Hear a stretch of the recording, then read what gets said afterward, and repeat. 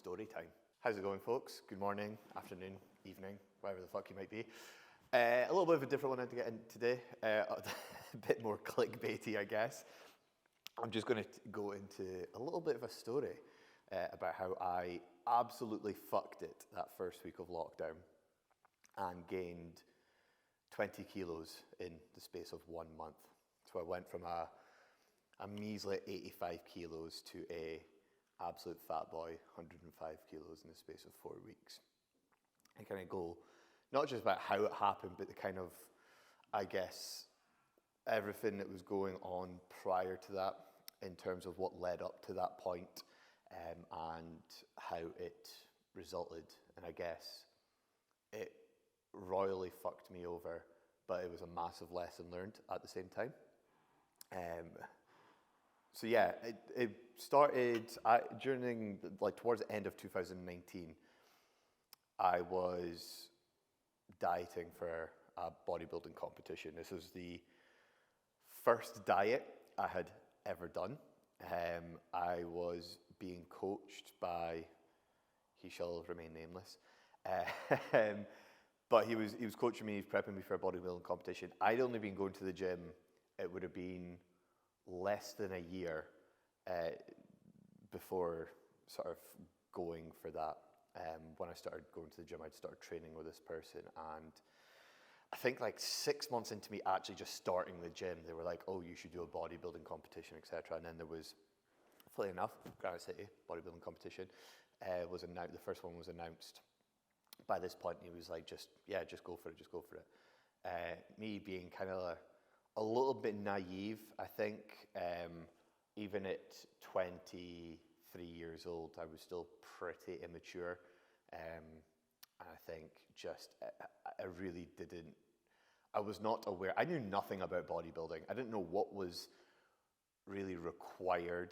I didn't know, I was not aware about the amount of actual effort and commitment it would take to get in shape for it. There's part of me that's proud because throughout that whole process and where it was like the roughest time of my life, I never like sagged off the diet. There was a few like emotional moments throughout, which I'll go into detail over. But it was fucking difficult and it was hard. So it must have been like towards the end of 2019, I started prep for that show. And it was kind of like a 0 to 100 for me, because this is the first time where I'd ever really kind of controlled food portions, I guess. Up until this point, I had just been going to the gym, I had just been eating more food, and the kind of guidance I had on the nutrition front up until this point wasn't really, here's like a meal plan and incremental increases in food. It was basically eat these kind of foods, and as your weight stalls, just eat more food, was kind of the essence of that coaching, or the guidance that I was given, which is obviously laughable. Now, as we started the diet at the very beginning, obviously motivation, I think with anyone that starts a diet first, motivation is like sky high and you're buzzing and you can't wait. And then as the months went on, I was being asked to do things that were pretty extreme. Kind of looking back on it now, like I think it was a set like 12 to 14 week diet. I was a fat bastard before starting this as well. I was holding a lot of body fat, not even from before just starting the training, but obviously there was no diet before I'd went into like a bulk or anything. It was just going from being skinny fat to then being in a surplus and obviously putting on muscle, but also putting on a good bit of body fat at the same time as well. And because there was no real sort of measurements or, I guess, accuracy with the nutrition front throughout that bulk as well, it was more just like, here's food items, here's food groups, go and eat. It was up to me on deciding how much of those to go and actually eat. And because I am a greedy bastard and I can put away a lot of food, and I always have been able to, I was just eating way more food than what was actually required for me to put on muscle. So yeah, it kind of, there was a silver lining of there was no gains muscle left on the table, but at the same time there was an extreme amount of body fat gained throughout that period as well.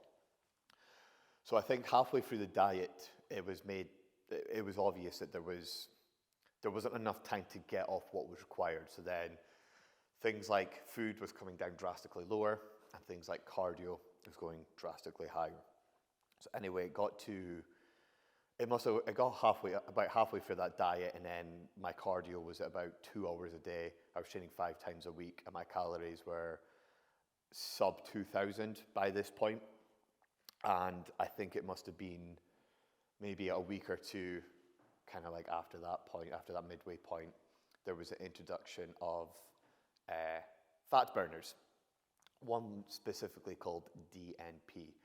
Now, for anyone that's never heard of that, DNP, basically it first kind of came on the scene in the early 1930s as like an extreme weight loss drug.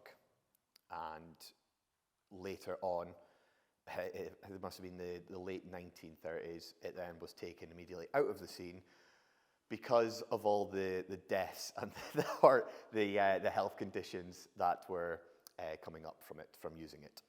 So yeah, it was taken completely off the market and made illegal. Fun fact as well, the Russians used it in World War II, basically to keep their soldiers warm during the cold. So the way that DNP works is basically increases your BMR, which is your basal metabolic rate. For anyone that doesn't know what that is basically the amount of energy that your body uses to keep the lights on for you to be a living, breathing, functioning human being. So your energy can be increased anywhere between, I think it's 20 to 50%. So your BMR can be increased from 20 to 50% anywhere within that range. And your body's core temperature basically sky rises. So my food was drastically low. My output was drastically high. This fat burner drug was then introduced. So I was then obviously using more energy just through rest and on a day-to-day basis as well. And my sort of experience with it was struggling to get out of bed, not just in terms of like being tired, but literally struggling to lift my body up. Walking upstairs was an absolute mission. My motivation to train was absolutely out the window. I pretty much closed myself off from all friends and family because I simply didn't have the energy and could not be arsed with speaking to anyone. I would constantly just be cutting about with like my hood up, being very, very antisocial and just living inside my own bubble. And at the time, I just thought, oh, it's prep. I know that it's hard. I know that it's meant to be difficult. So this is kind of just me like accepting that it is what it is. Looking back on it, it wasn't healthy. Bodybuilding preps aren't healthy anyway, but this was kind of taking it to that new level. I think just to put a little bit of a stamp on how extreme this drug is, there's like the top tier, elite level Olympia competitor bodybuilders, the people that will literally do anything and take anything to get as much body fat off of their frame as physically possible. They won't even touch this drug nowadays. That's just how extreme this thing is. So yeah, basically it got me to a point where I fucking hated my life. I was not having a good time. And it made every little thing an effort. I was also working like 3 jobs, so I was working 60 hours a week. So it was just, there was a lot going on. And I just kind of had to suck it up because I just thought this is what it is. And throughout this time, I've always had a bit of an iffy relationship with food, to sugarcoat it a little bit. But throughout, obviously, my food was very, very restricted. My calories were a lot lower. My food focus was sky high. And there was like me and my mate Cami would constantly send each other things on a daily basis of like food porn and pages on Instagram and shit like that. We'd discuss like what we were going to have for like off-plan meals as soon as the diet was finished. So you do gain a very unhealthy relationship with food and a massive obsession with just shit food. There was a point as well where I would get up at ridiculous times in the morning to go and do cardio. I would purposely walk past Greg's just so I could smell like the baked goods first thing in the morning. If I was doing my food shop as well, I'd have to add like an extra 10 to 15 minutes on because I'd find myself in the bakery aisle in Lidl, just sort of like wafting all the scents up, which is fucking desperate. Probably still do that, to be fair. Lidl's bakery section is top tier. But yeah, it just a little bit of a sort of insight into the levels of food focus is it's dramatic. And I think for someone like myself that has always had like that little bit of fixation with food and has always been a big eater, it was, it was just taken to that next level. There was a couple of points where I was close to falling off plan and like cheating on the diet. And one memory that's very, very vivid in my head is I remember being sat on my living room floor, feeling like shit. I'm like, fuck this shit, can't be arsed. I'm hating myself, I'm hating my life. Why am I doing this? Blah, blah, blah. Getting out a jar of peanut butter and literally a way to just like scoff the whole thing basically. And then feeling like a failure and then crying into said jar of peanut butter. Because I was just like in a complete emotional roller coaster because I was like, I don't want to cheat on my diet plan, but I also don't like how much I hate my life right now. I just want the peanut butter, but I also don't want to go off track, etc. So then, I just ended up greeting into the jar instead. So as the weeks went on, the first lockdown was announced. And obviously all bodybuilding shows were then cancelled. And I remember being at work, and I remember getting the news, and I remember being so fucking happy about it, because immediately my first thought was, I can go and eat. I can go and actually eat just food. It wasn't about, I've put in like weeks and weeks of hard graft. I've like taken myself to the extreme. I've done something that I've never done before, and I've pushed myself, and I've worked hard. I'm gutted about the fact that I'm not going to actually show off that hard work. I wasn't arsed about that whatsoever. The only thing that I was fucking arsed about was the fact that I could actually go and eat food. So that's exactly what I did. I finished work, went and trained, showered and changed at the gym, and then went to go to just a restaurant. Everything was closed apart from one, which was Cosmo, which is like an all-you-can-eat shithole buffet. And I just ate. I asked for a table up in a dark corner, set my phone up, put Netflix on my phone, and I just plate after plate after plate after plate ate so much food to the point where I then went to the toilet and was sick. Then, from there, got a taxi home, and in that taxi ride home, I Deliverooed Baskin-Robbins to my gaff while on the way home, and then ate that by the time I got home. So just kind of giving a nice insight into how extreme the actual fixation in food actually gets. And this is where things just took a massive spiral, because the person that was coaching me at the time didn't really give me a heads up in terms of like how it's going to have how the prep's going to have a negative effect on my relationship with food, how it needs to be managed, or any kind of guidance. As soon as the shows were kind of cancelled and as soon as lockdown was announced, he pretty much ghosted me and gave me zero kind of guidance or anything like that. The last thing that I really got from him was, because I remember asking him, and I was like, look, what's the chat with diet? Like, what do I really do? And he's like, shows are cancelled now, so you don't really have to, it doesn't matter. And I just took that as, well, I can go and fucking eat whatever I want. And that's exactly what I did.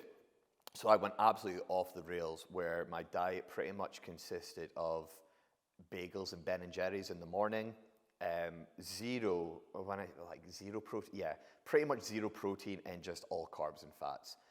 All the foods that I wanted to be eating over the past few months but hadn't, just all got put in as much as possible. My body was obviously in a state where it's starving, and your brain pretty much just tells you eat as much as you possibly can to get out of that starvation sort of mode, if you want to call it, lack of a better phrase.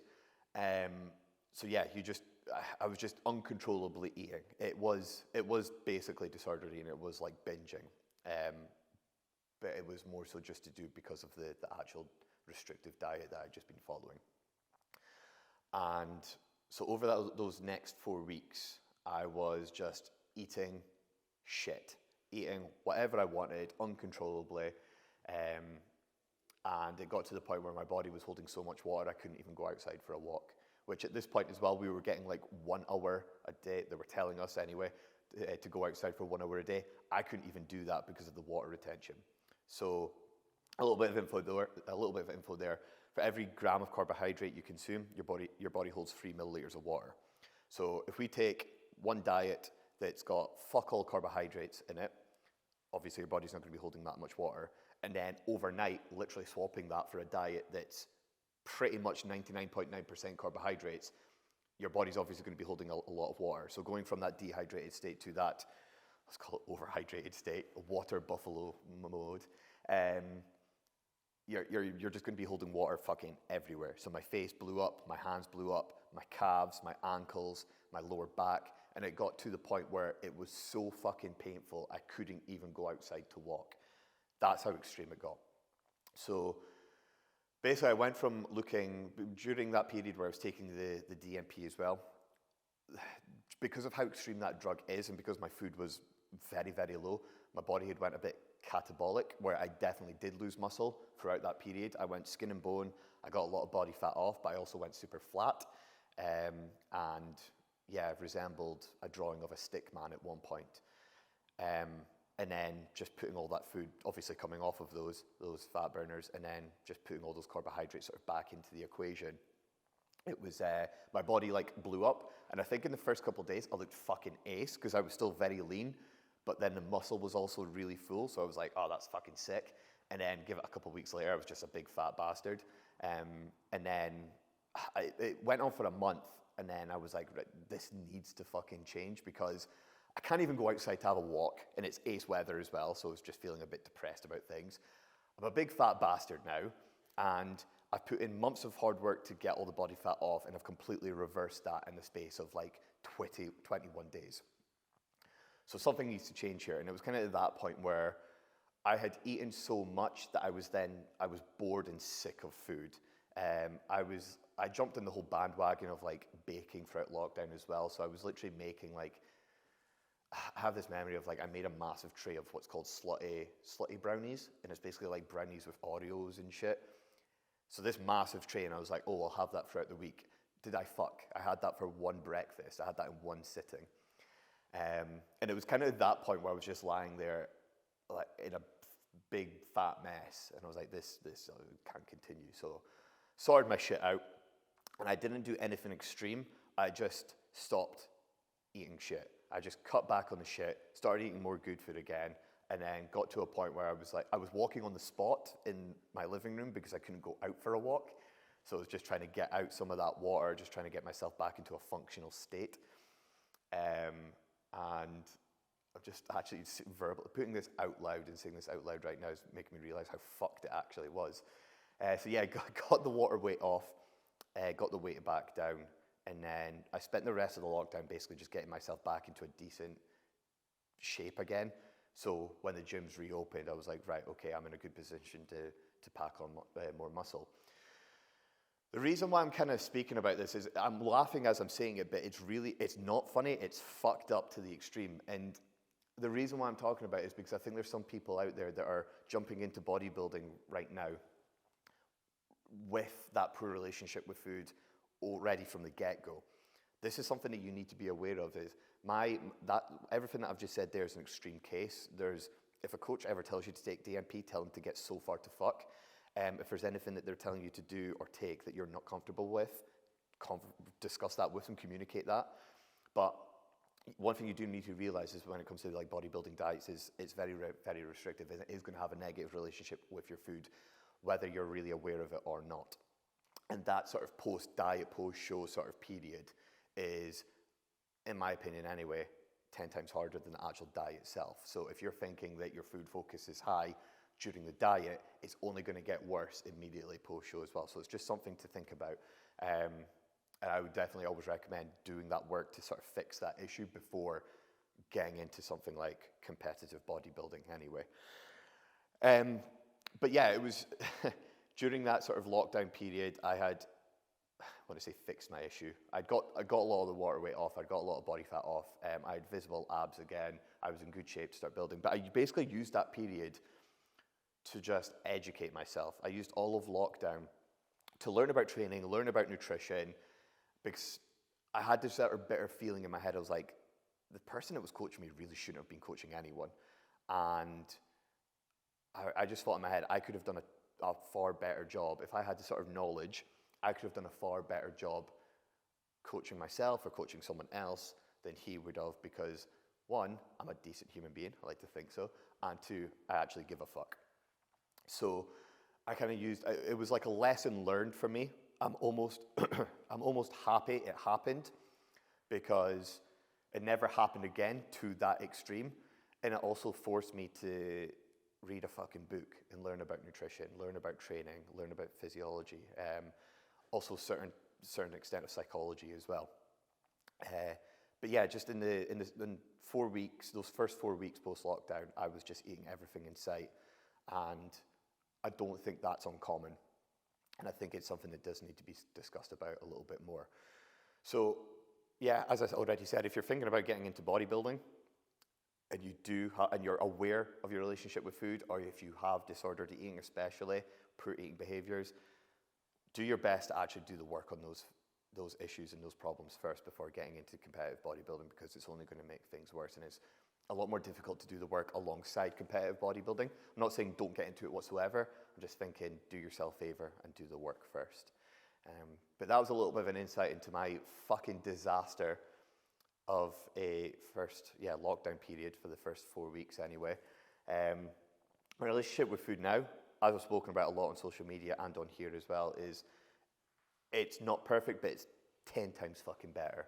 And it's something that I'm being a lot more proactive to improve on, and it's something that I'm actually quite passionate about with helping other people as well.